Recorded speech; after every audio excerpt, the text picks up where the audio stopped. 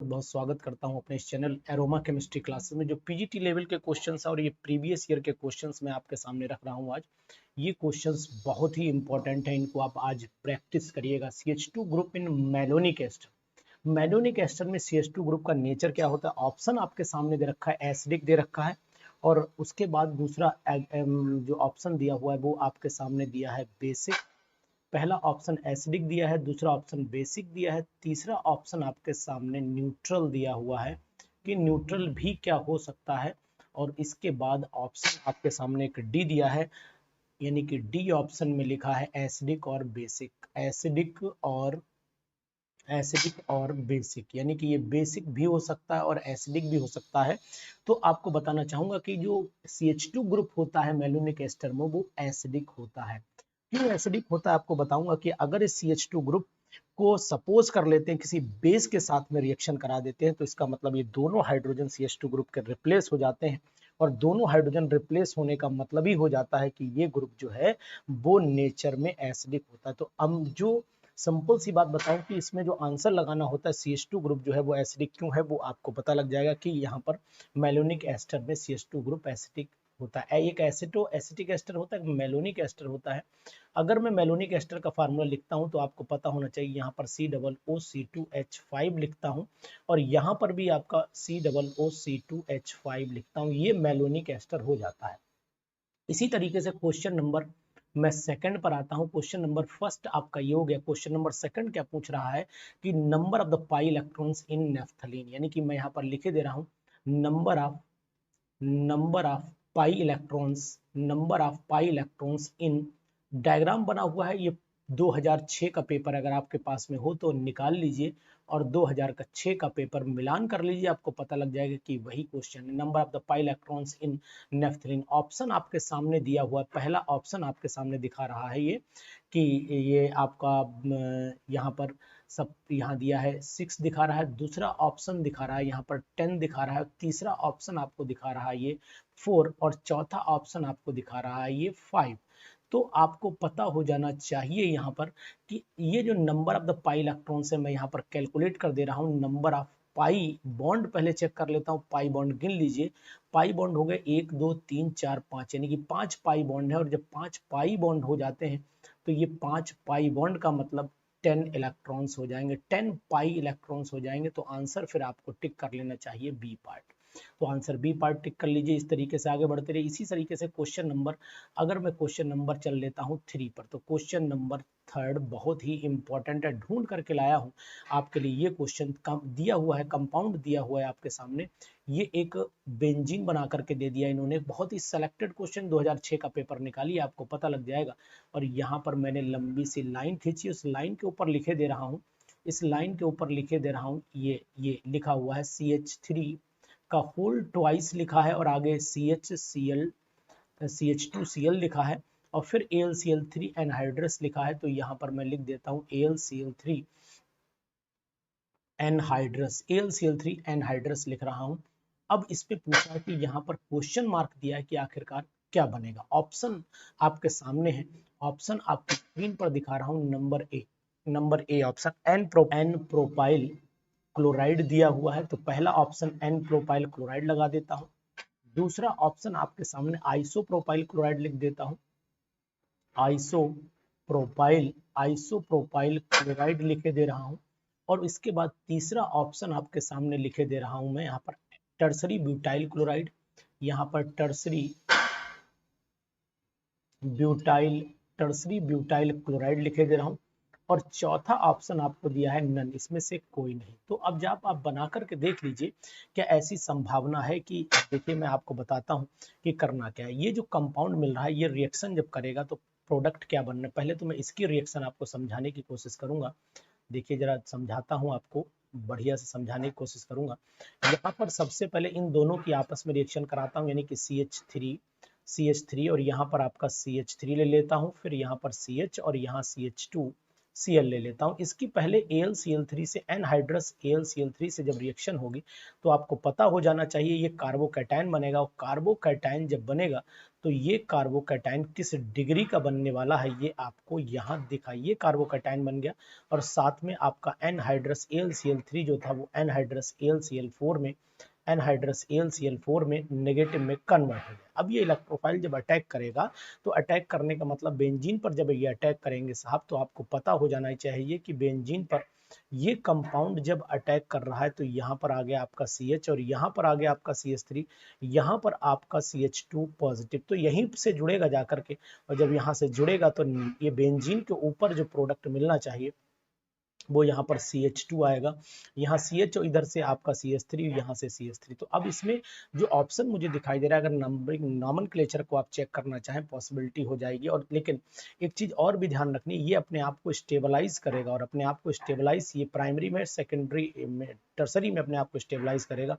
तो यहाँ से थोड़ा सा फॉल्ट मुझसे हुआ है, वो मैं सही कर देता हूँ। ये अपने आप को टर्सरी में स्टेबलाइज करेगा, तो पहले मैं इसे टर्सरी में स्टेबलाइज कर लेता हूँ, उसके बाद फर्दर रिएक्शन कराता हूँ। यहाँ से थोड़ा सा जल्दीबाजी में गड़बड़ाया, कोई बात नहीं।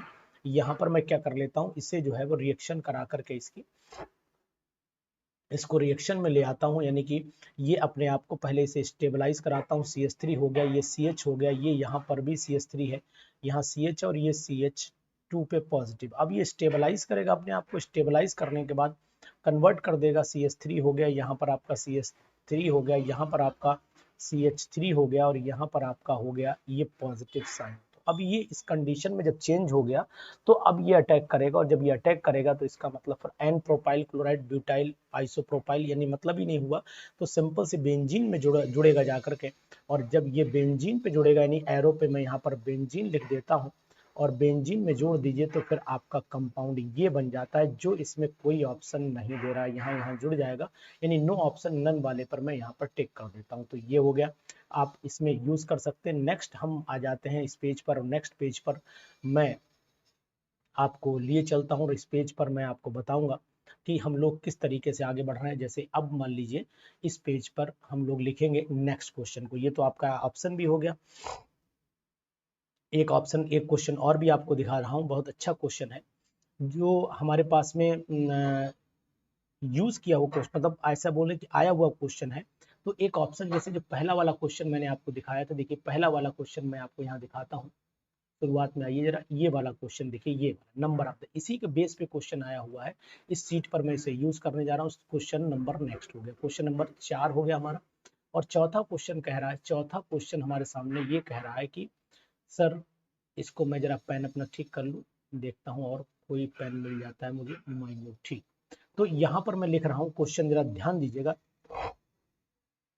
10 pi electrons are 10 pi electrons are present in are 10 pi electrons are present in, किसमें 10 pi electrons होते हैं, किसमें 10 pi electrons होते हैं? पहला ऑप्शन आपको दिया हुआ है, पहला ऑप्शन दिया है पायरोल, पहला ऑप्शन आपको पायरोल दिया है।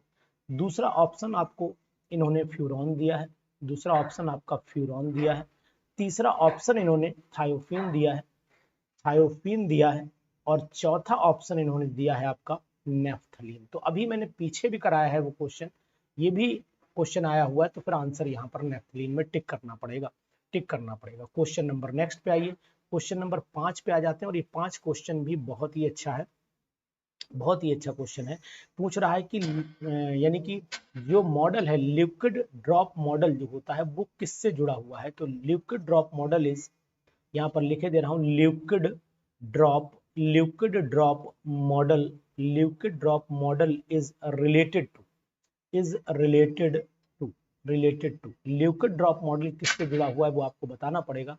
तो यहाँ पर ए ऑप्शन दिया हुआ है आपका, यानी कि स्ट्रक्चर ऑफ लिक्विड से जुड़ा हुआ है, स्ट्रक्चर ऑफ लिक्विड से जुड़ा हुआ है। बी ऑप्शन आपके सामने रख रहा हूं, ये सरफेस टेंशन से जुड़ा हुआ है, सरफेस टेंशन से जुड़ा हुआ है, तो मुझे लगता है ये सरफेस टेंशन से भी नहीं जुड़ा हुआ है।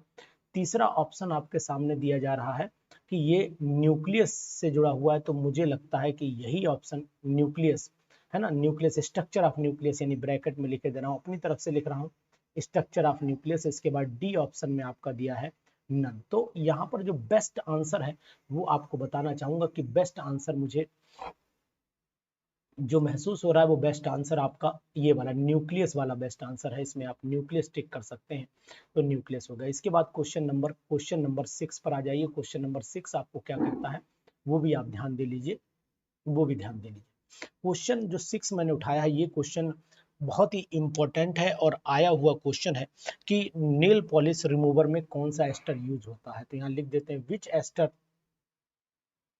विच ester is used which ester is used in nail polish remover in nail polish remover nail polish remover में कौन सा एस्टर यूज होता है। तो पहला ऑप्शन जो मुझे यहाँ पर दिखाई दे रहा है वो दिखाई दे रहा है CH3COO पहला होता है। दूसरा ऑप्शन की अगर मैं बात करता हूँ तो दूसरा ऑप्शन हमारे सामने आता है CH3COOC2H5 और तीसरा ऑप्शन सी जो पार्ट है वो हमारे पास आता है HCO। यहाँ पर वापस मुझे जाना पड़ेगा, कहाँ पर से वापस होगा भाई, वापस सी करो जरा इसकी। तो यानी कि यहाँ पर HCO और एक O और है हमारे पास यहाँ पर CH3 और चौथा ऑप्शन जो दिया है इन्होंने वो दिया है C2H5COO यानी कि इसमें जो ऑप्शन बेस्ट है वो ऑप्शन मैं आपको टिक करके दिखा रहा हूँ, ये वाला ऑप्शन इसमें सही है। यानी इथाइल एसीटेट को जो है वो नेल पॉलिश रिमूवर में यूज किया जाता है। इसका क्वेश्चन आ भी चुका है और बहुत ही अच्छा क्वेश्चन ये माना जा रहा है।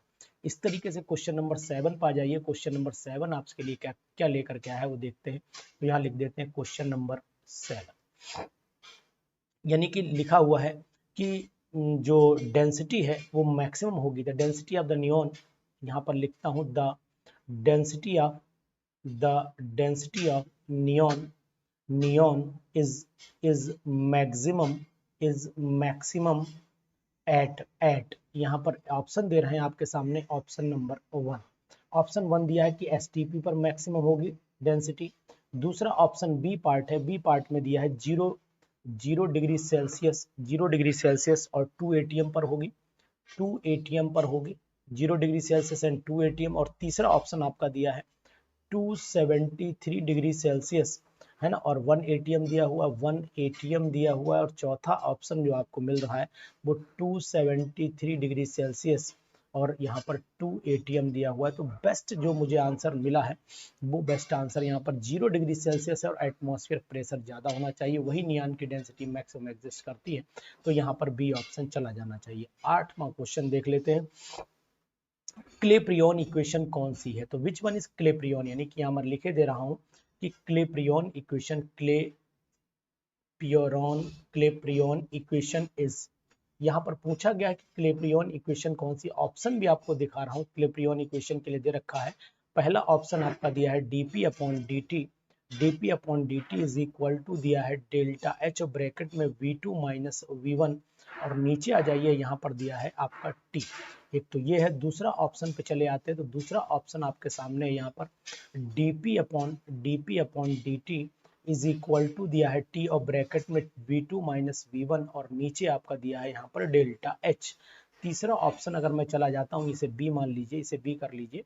इस पे सी ऑप्शन पे दिया है dp/dt is equal to delta H और नीचे आ जाता है आपका यहाँ पर t v2 माइनस v1 और चौथा ऑप्शन आपको दिया है डी ऑप्शन दिया है dp/dt। ये तो तय है कि dp/dt होता है। ऊपर दिया है डेल्टा एच और नीचे ऊपर भी टी भी दिया है और नीचे दिया है आपका v2 माइनस v1। तो ये देखिए डेल्टा एच तो ऊपर आता है क्लेप्रियन इक्वेशन में, तो ये इक्वेशन तो है नहीं। मतलब अगर मैं आंसर को चेक करूं तो ये आंसर फिर हमारा नहीं होगा, ये आंसर कट हो जाता है, ये आंसर भी कट हो जाता है। आंसर जो परफेक्ट है इसमें वो आंसर आपको बताऊंगा कि इसके अंदर कौन सा ये वाला आंसर परफेक्ट है। dp/dt is equal to delta H नीचे t v2/v1। This equation is known as Clapeyron equation. इस इक्वेशन को हम लोग क्लेप्रियन इक्वेशन के नाम से जानते हैं।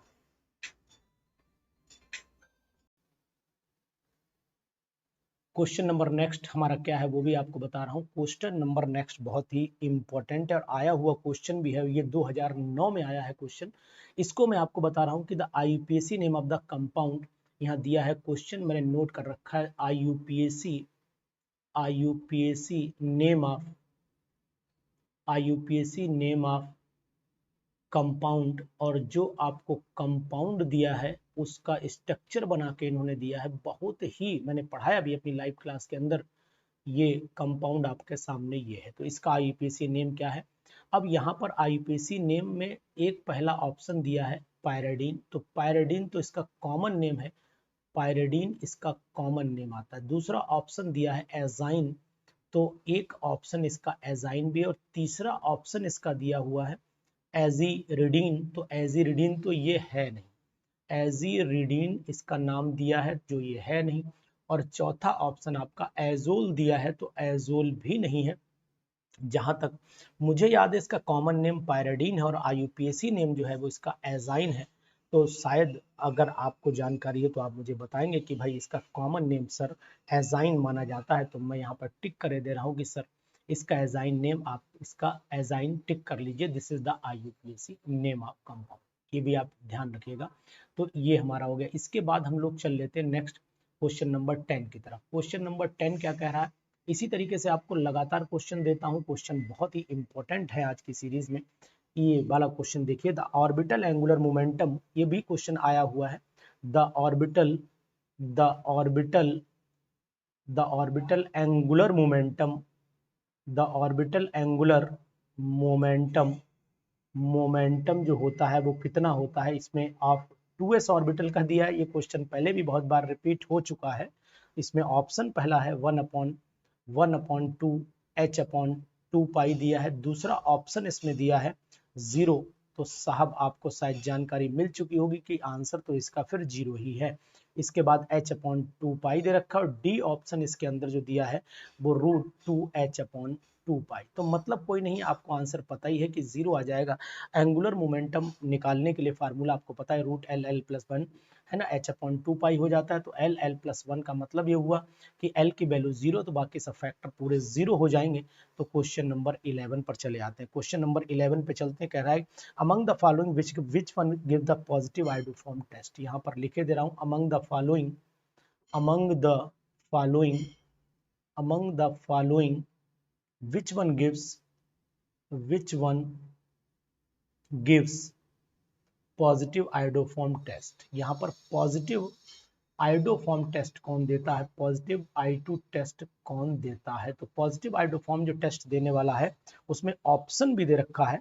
ऑप्शन पहला दिया हुआ है CH3, ए ऑप्शन देख लेते हैं क्या दिया है। ऑप्शन दिया है CH3, यहाँ पर आपका CH2 दिया है, फिर आगे दिया है CH और नीचे OH लटका हुआ है, और आगे आपका CH2 CH3, ये पहला ऑप्शन है। दूसरा ऑप्शन में बी ऑप्शन दे रहा हूं आपको, दिया है C6H5 CH2 OH, ये दिया है। और यहाँ पर सी ऑप्शन जो दिया हुआ है वो आपके सामने CH3 CH और यहाँ पर CH3 और यहाँ पर आपका CH2 OH हो जाता है। और डी ऑप्शन आपका दिया हुआ है, डी ऑप्शन में पीएच दिया है, यानी कि C6H5 CHOH और यहाँ CH3। तो इस तरीके से ऑप्शन दिए हुए हैं। अब इनमें ऑप्शन में कौन सा ऑप्शन आपका सही होगा। देखिए सबसे पहले तो आपको बताना चाहूंगा कि जितने भी आयोडोफॉर्म टेस्ट देने वाले कंपाउंड होते हैं उनके अंदर CHOH ग्रुप होना चाहिए, या तो CO CH3, एक तरफ CH3 हो CO हो, और या फिर ये कंडीशन होनी चाहिए कि H और OH ये कंडीशन हो। तो इसमें दोनों तरफ, एक तरफ इथाइल, तो ये वाला तो पॉसिबल है नहीं, कट कर दीजिए।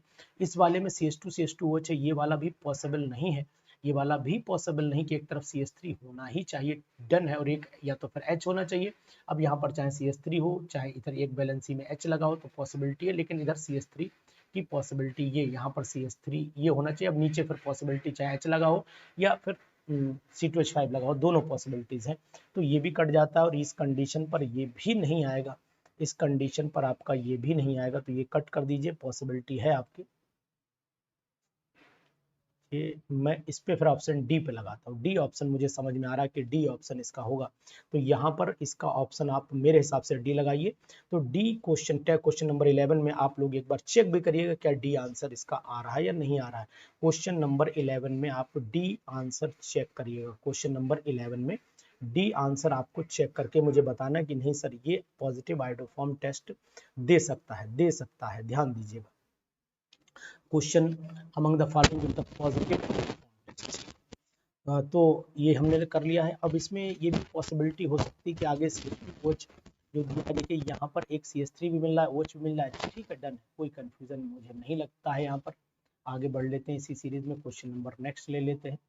क्वेश्चन नंबर हम लोग नेक्स्ट चल लेते हैं। क्वेश्चन नंबर अब आ जाते हैं क्वेश्चन नंबर 12 पर। तो यहाँ पर क्वेश्चन नंबर 12 लिख लेता हूँ। ये भी क्वेश्चन आया हुआ है। क्वेश्चन कह रहा है कि जो प्रोडक्ट मिल रहा है, what product is obtained, what product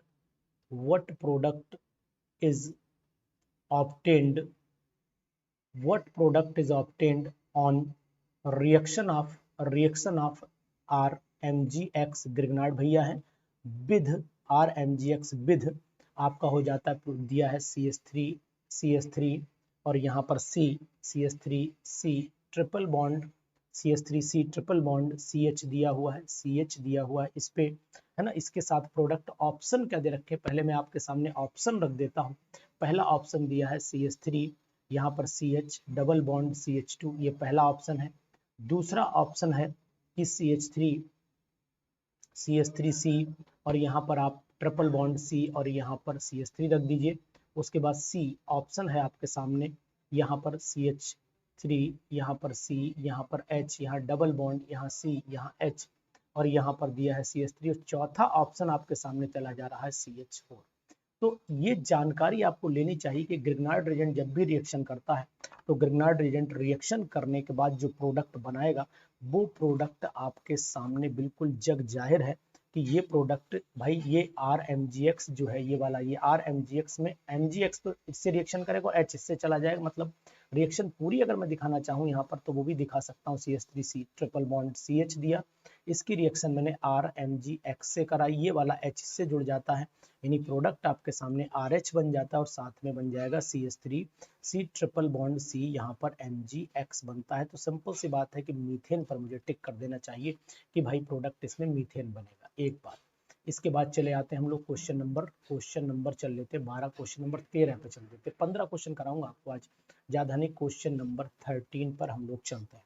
question number 13 क्या कह रहा है कि ये भी एक अच्छा क्वेश्चन में ही आता है, अच्छे क्वेश्चन में ही आ रहा है ना। इफेक्टिव एटॉमिक नंबर पूछा है कोबाल्ट का, तो यहाँ लिखे देता हूँ EAN, effective atomic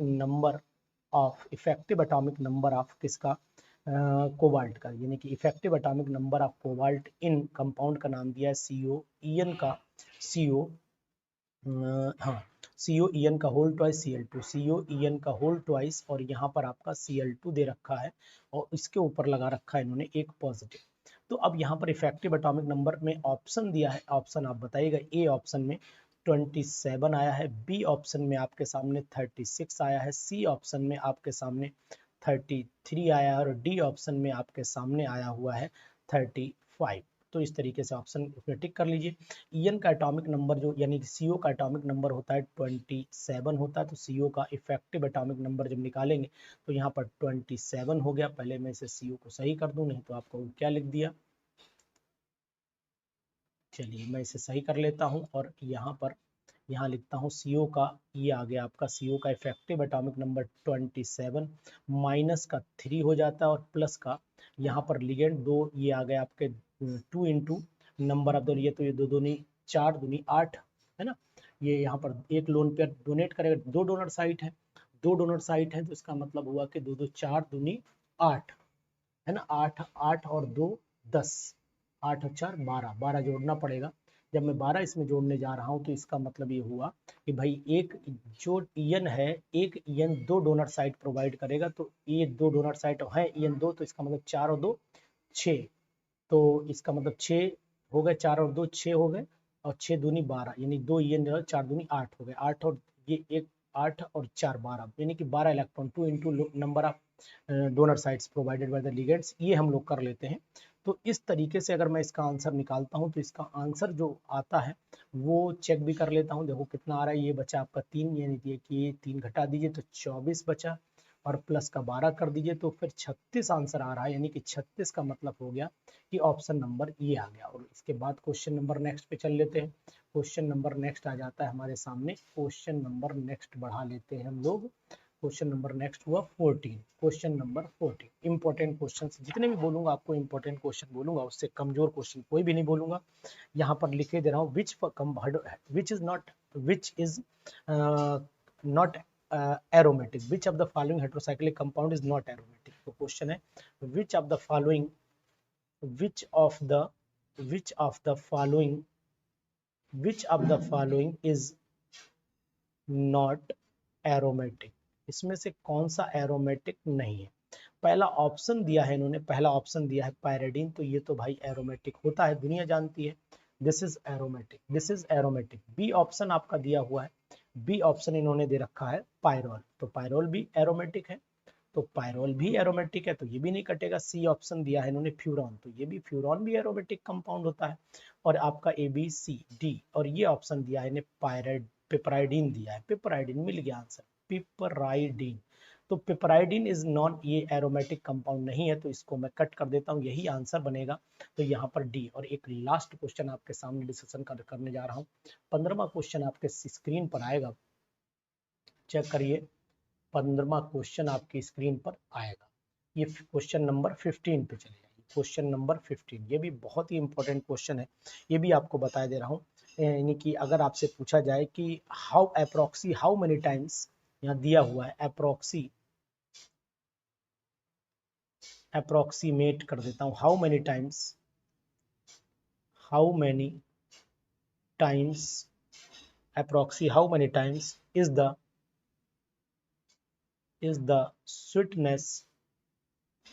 sweetness of saccharine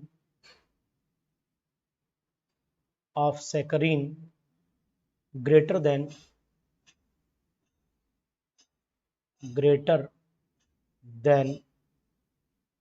sugar, यहाँ पर ए हो गया आपका, यहाँ पर ए हो गया 5, दूसरा बी ऑप्शन दिया है 50, सी ऑप्शन इसके अंदर दिया है 500, और डी ऑप्शन दिया है इसके अंदर, डी ऑप्शन दिया है 1000। तो यहाँ पर 550 गुना होता है, तो 500 पे आप आंसर लगा सकते हैं। तो ये पूरी सीरीज मैंने आपको दिखा दी है, ये नंबर ऑफ क्वेश्चंस आपके सामने है, इस तरीके से यहाँ पर चले आइए। अगर आप जानना चाहते हैं कि ये कितने क्वेश्चंस हैं, तो फिर मैं आपको दिखा सकता हूँ। ये क्वेश्चन नंबर यहाँ से शुरुआत है, यहाँ से शुरुआत है, यहाँ देख लीजिए क्वेश्चन नंबर चले आ रहे हैं। ये नंबर 1 से शुरुआत की है मैंने, स्क्रीनशॉट आप चाहे तो ले सकते हैं, पॉसिबिलिटी है। ये हो गया इस तरीके से, ये क्वेश्चन हो गया, ये क्वेश्चन मैंने कराया अभी आपको, ये सबका स्क्रीनशॉट आप ले लीजिए। इसके बाद नए सेक्शन पे आ जाइए, नए पेज पे जब हम चले हैं तो यहाँ से क्वेश्चन नंबर 4, 5, 6, 7 हो गया, 8, 9 हो गया, 10 हो गया, 11 हो गया, 12, 13 हो गया, 14 एंड सो ऑन। इस तरीके से क्वेश्चन चले हैं।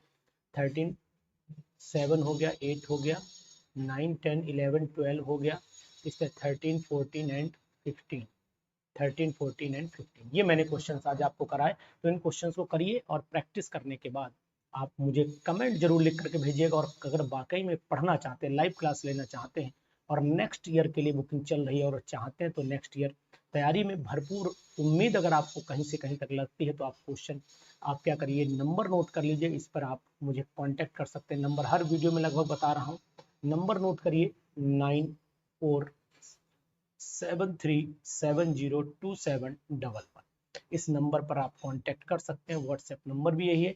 और मुझे मैसेज करिए कि सर मुझे क्लास लेनी है, तो मैं आपको बताऊंगा कि रास्ता आपके सामने क्या है। फिर मिलते हैं एक नई वीडियो में, तब तक के लिए कैसे देखिए और बढ़िया से प्रैक्टिस करते रहिए। Bye bye, see you.